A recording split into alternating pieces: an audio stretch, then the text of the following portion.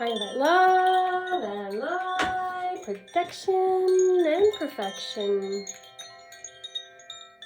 Well, welcome, my moon-loving friends. Today is Tuesday, November 4th, and tomorrow as the sun sets, we get to witness a spectacular super full moon in Taurus that is gracing our skies. This will be the brightest of all of the 2025 moons and is the second in a series of three, in a row. So be sure to scan for the easy to spot Pleiades star cluster on display known as the Seven Sisters. Some North American indigenous cultures have named this the frost moon or freezing moon for obvious reasons. And while the internet is claiming this is the beaver moon, I'm correcting that misconception. Technically speaking, this is the hunter's moon since it directly follows the harvest moon, which was in early October this year instead of September. And for a trivia tidbit, this switch-up seems to happen once every handful of years or so. So, meanwhile, we've got the sun joined by Black Moon Lilith in watery Scorpio, and we may feel thrust into our own shadows in some way. Opposite the sun, this full moon is transiting the earth sign Taurus, where it is exalted. And while we are in Scorpio season, it's creating this tug of war between creating and destroying, holding on, letting go. That dynamic. And we are being asked to come back to our physical bodies, to nourish ourselves as we ground into the present moment and focus on honing our resources around expressing our skills, talents, and joys. Mercury is conjunct Mars, and together they're opposite Uranus. We might experience some impulses to initiate some important conversations, radically commit to authentic self-expression, and perhaps make drastic decisions for, the pursuit of our greater personal freedom. Note that Mercury will enter a 3-week period of retrograde motion starting this coming Sunday, November 9th, and we'll be doing the moonwalk through the end of November. So make your backups of your backups to ensure maximum ease and grace. Now, Venus, who rules this lunation, is at the 28th degree of Libra and is square both Jupiter and Pluto. Jupiter prompts us to ask how we might be overgiving or overindulgent while secretly expecting to receive a specific something. And Pluto goes deep to examine what fears have caused us to have this need to control or manipulate other people. Venus is also in this boomerang yod formation with Neptune and Uranus opposite Chiron. So this yod, which is like a really skinny triangle, exists to acknowledge the imbalances where we feel taken advantage of while providing an impulse to reclaim our energy. We've got Mars, who is at the 0 creator degree of Sagittarius and conjunct with Mercury. Together, they're opposite Uranus, who's retrograde Gemini, and trine Neptune. Imagine all of these convergences highlighting that Venn diagram overlap of interlocking loops where serving all of our needs, is no longer in conflict. Opposite Uranus might incite some impulsive outbursts, right? So this is our reminder to think before we act, to avoid disrupting, achieving our goals. Jupiter is in Cancer still, through next summer, and is square Venus, highlighting tension between our desire for love and harmony with our emotional needs for security and connection. Note that a week from now on November 11th, Jupiter will station retrograde until March 11th next year, aiding us to rebalance how we indulge our curiosities and honor our inner child. Saturn is about to exit its retrograde in Pisces at the end of this month, and which is giving us an opportunity to clean up karma from its past 30-year cycle. And it's asking us how we might make our own reality more harmonious. Uranus is still doing the moonwalk backwards here since September 6th and is now at the 0 creator degree of Gemini and about to enter back into Taurus where it's been since 2018. This retrograde tour that lasts through February 4th of 2026 is helping us each redefine our relationships with money, security, nature, and our bodies. So it's asking us to explore what lights us up from within and brings us this sense of flow that can fuel our evolution around material sustainability and self-worth that's in greater alignment with our deeper values. So opposite Mars and Mercury adds this stronger impulse for that personal freedom, no matter the cost, right? I'm gonna do me. Neptune is still retrograde Pisces, conjunct Saturn, while trine Mars and Jupiter.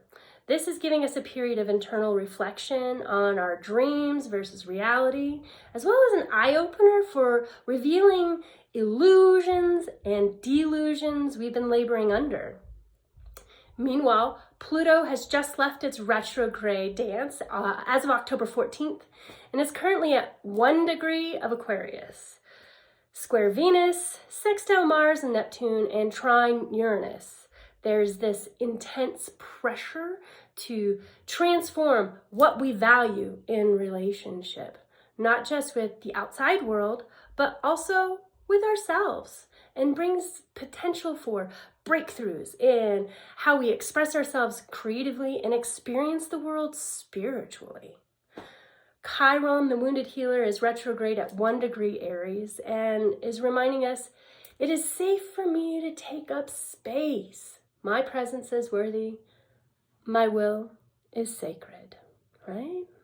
Feels good to hear and say. Black Moon Lilith is conjunct the Sun in Scorpio and opposite the full moon in Taurus to shine a spotlight on those exiled parts of our untamed feminine nature. Thinking of like shame and anger, as well as sexuality are in the mix. And this is highlighting a duality between the soft, nurturing Taurus energy and the raw, feral instinct of Lilith in Scorpio, and providing this invitation to integrate both parts. Lastly, I mustn't forget some updates about the interstellar object 3I Atlas. Just before Halloween, it reached its perihelion of the sun and is appearing bluer than the sun. Now remember, this comet has changed from red outside our solar system to green within and now blue while it passes behind the sun.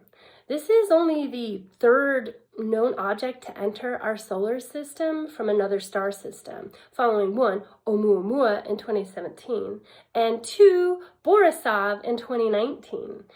3I Atlas appears to be on a hyperbolic orbit, meaning it is moving too quickly to get captured by the gravity of our sun. So it'll just fly out the other side of our solar system. We should be able to see it again through ground-based telescopes early next month once it emerges from behind the sun.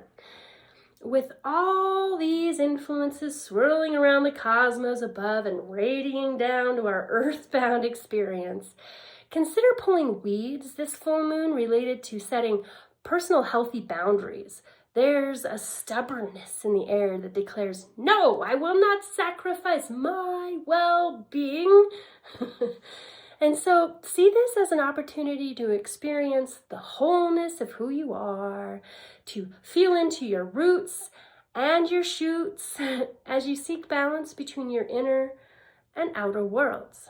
So let's get ready to set an aligned intention to release something that no longer serves this lunation. Go ahead and get settled in your seat. Take some deep breaths in to breathe out.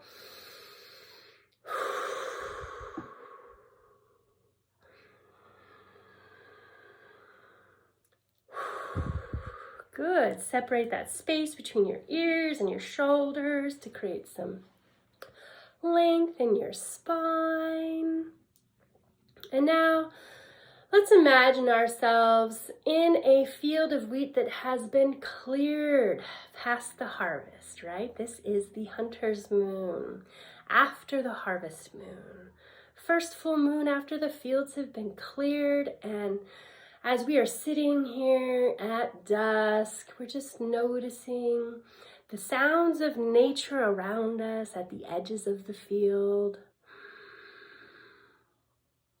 And we're just going to imagine growing some roots into the earth. Just like a plant, extend that upside down silhouette of our bodies reflected into the earth below. Those little tiny microtubules reaching through the soil, the gravel, through the clay to reach that water deep below.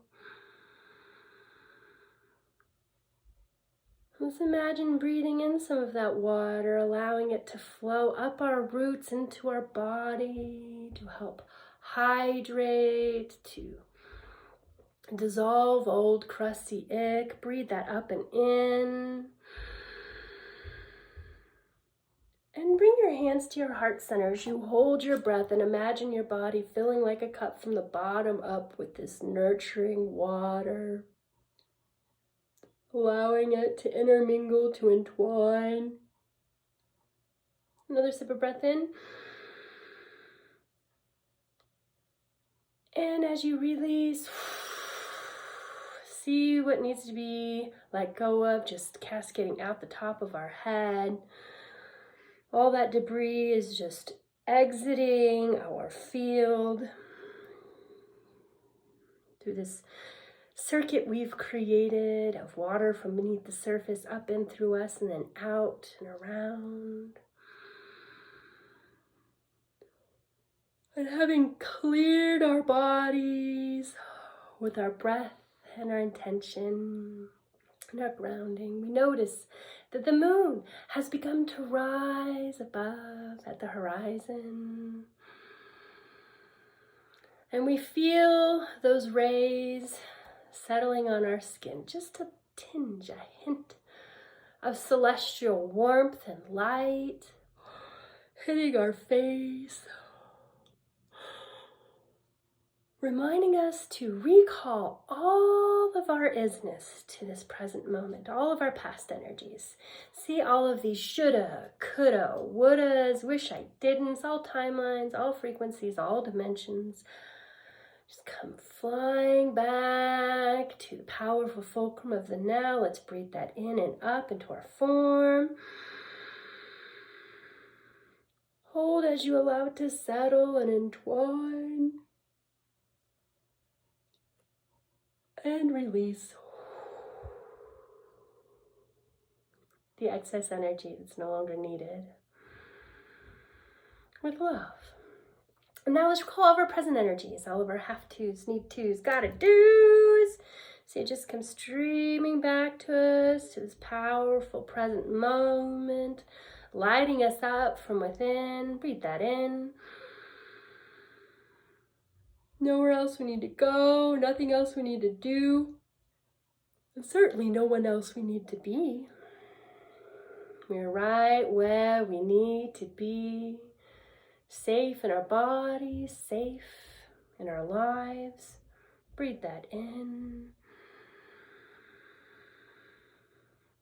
And hold, imagining that safety and love finding a home in our physical bodies as we breathe out the fear. Good. And now, let's breathe in and invite all of our future energies, our perhapses, maybes, somedays, all these dreams, desires, and possibilities. See them come streaming back to the powerful fulcrum of the now. And let's do a little infinite heart mudra. Take your thumb finger and index finger to create these little loops and then just nest them into each other to create a little lock. And now connect your pointer fingers, your ring fingers, and your pinky tips. Yeah?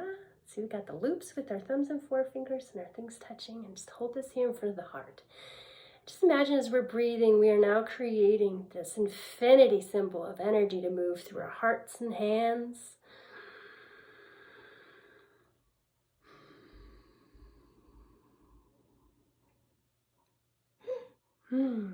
Yeah. All these future energies just filling us up, blah, blah, blah, blah, blah, blah. Dreams, desires, and possibilities. Breathe in to fill your lungs to capacity. And hold.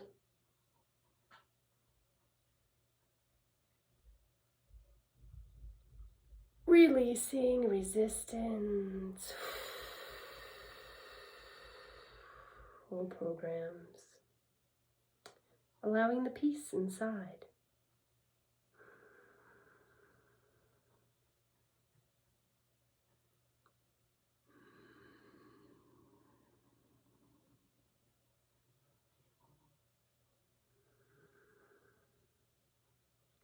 And now we can take our hands into an open receiving posture in our laps, palms flat, facing up, just on our thighs. And let's invite the archangels. First, Archangel Raphael of the East. Imagine a beautiful golden rising sun bathing us in the promise of tomorrow. Bringing forth divine healing, all timelines, all frequencies, all dimensions. Breathe that in as we allow Archangel Raphael with his golden caduceus wand to bring infinite healing to us in this moment, to align us with our divine blueprint. Perfect universe, perfect health.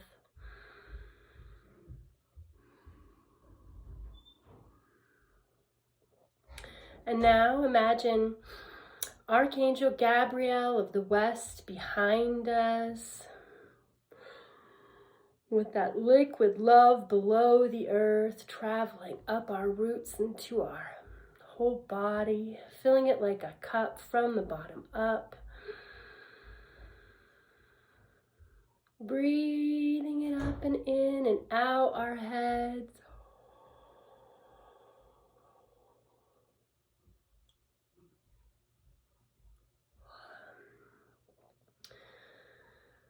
Good. Now let's invite to our left Archangel Uriel of the North.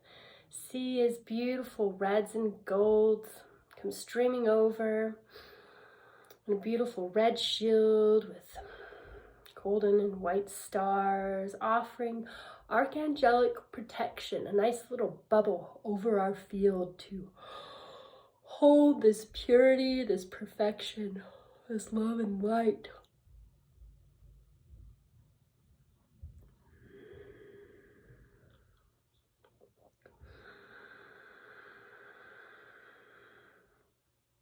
Hold it as you allow it to settle and anchor into your whole sphere. And release any excess tension. Good. And now imagine to our right, Archangel Michael of the South with his flaming sword of transformation. And let's invite Archangel Michael to come in and with his sword to demagnetize any old programs that have us giving away more than our fair share, right? That have us standing outside of our peaceful resource center. Imagine Archangel Michael with his flaming sword of transformation is going around your field, and imagine your body as a giant tower of Jenga blocks, and some of them have been, kind of pushed out in one direction or another through life. It causes us to overcompensate and wobble, right? And so let's imagine as he is waving this sword around us, all these pieces are being gently put back into their template, into the center, just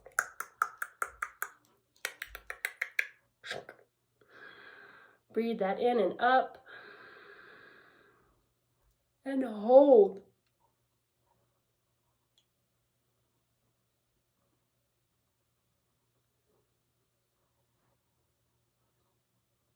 And release.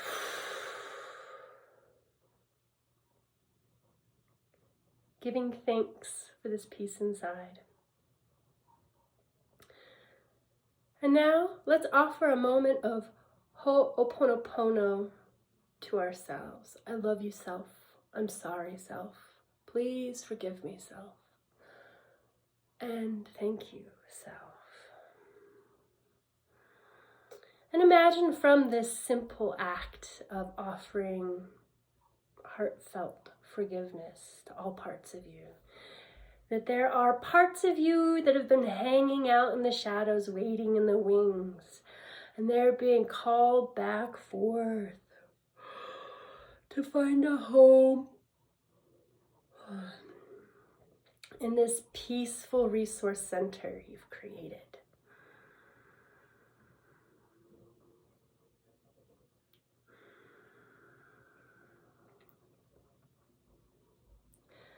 And from this place of being resourced, we notice in the field that a bull, a majestic sacred bull, is approaching us in the field with these kind, gentle eyes, full of curiosity.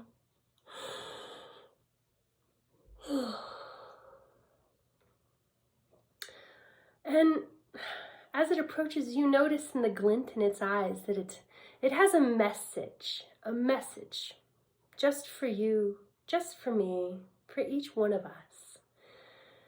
And let's allow ourselves to gaze compassionately into this bull's eyes so that we may receive this message, so that this bull may show us how we are sacrificing our sacredness unnecessarily.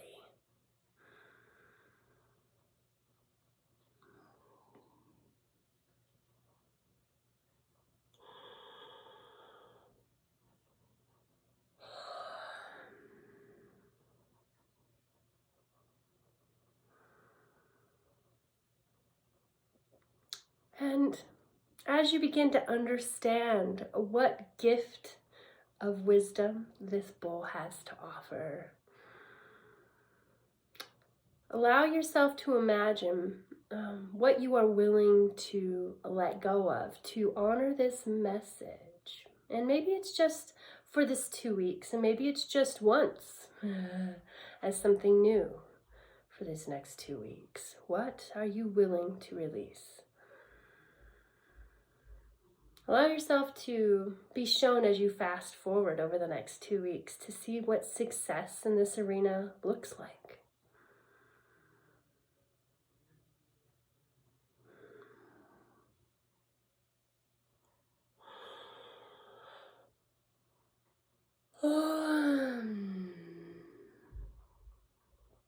Good. And having seen what that looks like, let's initiate a gratitude rampage for all the ways things are going well in our life right now.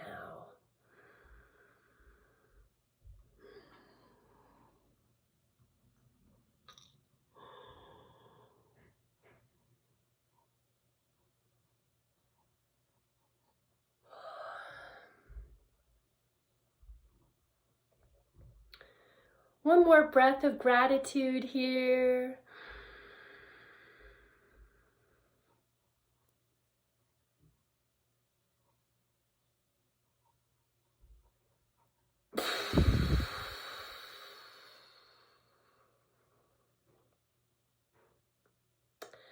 Thank you for allowing me to guide you in this intention setting session today.